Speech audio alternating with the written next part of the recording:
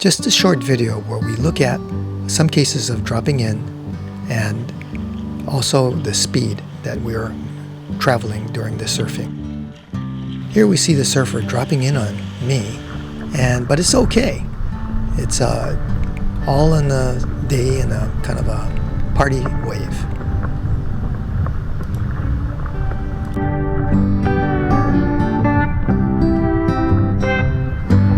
In the next case, you'll see me drop in on the same guy twice, and totally unintended. In fact, I had not noticed that I dropped in on the same surfer twice, but I did, and there's several reasons why I had to interfere with this surfing by intention of trying to avoid hitting somebody.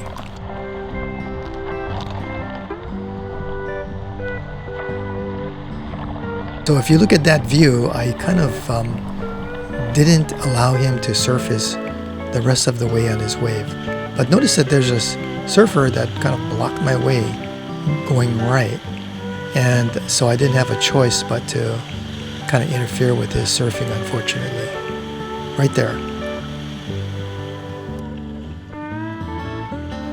On the second time I interfered with him, he wasn't as happy about it, and you can see his board coming real close to mine. That doesn't scare me, unfortunately, unless he launches the board at me. From this view, you see that we both caught the wave about the same time, but I think the frustration was that here I am on the same wave as he is. Yet again.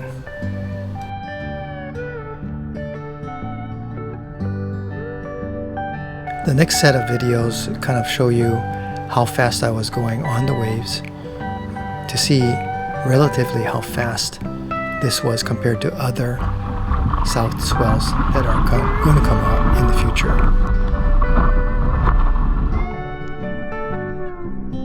This wave was a pretty good wave. It was fairly strong, and I was able to achieve a pretty fast velocity of about 15 miles per hour, as you can see.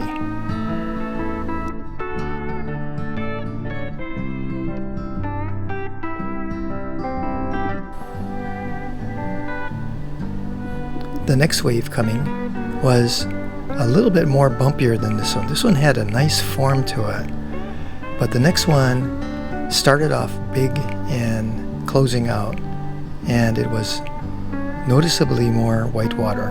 So you can see how rough it was.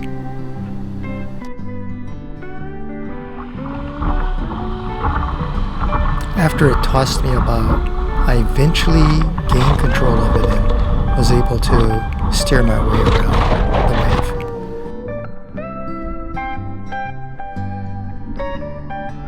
The next wave was gnarlier, and you'll see me accelerate suddenly down the face of a very steep face. But it was a double wave.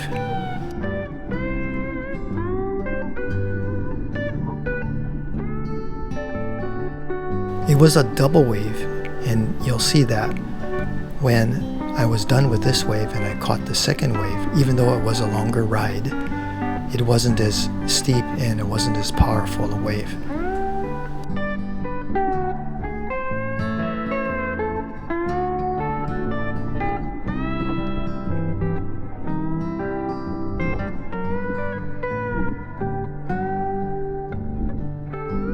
This wave was much more gnarlier, and it kind of shook my head up. And you can see my helmet kind of shaking back and forth.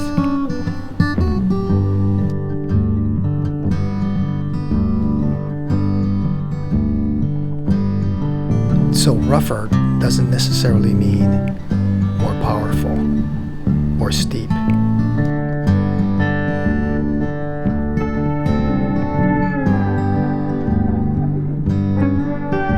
You'll see that this next wave coming was, again, a longer and a broader wave. You can tell by the waveform, but it wasn't quite as steep as the first wave that we just saw. And it was still somewhat powerful, got me up to 15 miles per hour, and the acceleration was good and was kind of consistently powerful. Many people wonder what happens when I encounter big waves and they're about ready to break on me. So this is an example of what happens when I have to punch through waves. And in this example, I actually went airborne for a little while.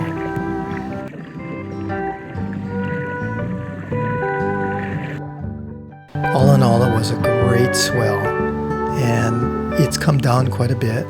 However, we're hoping for more swells this summer, and I think it's going to be coming soon. So, thanks for watching, and aloha.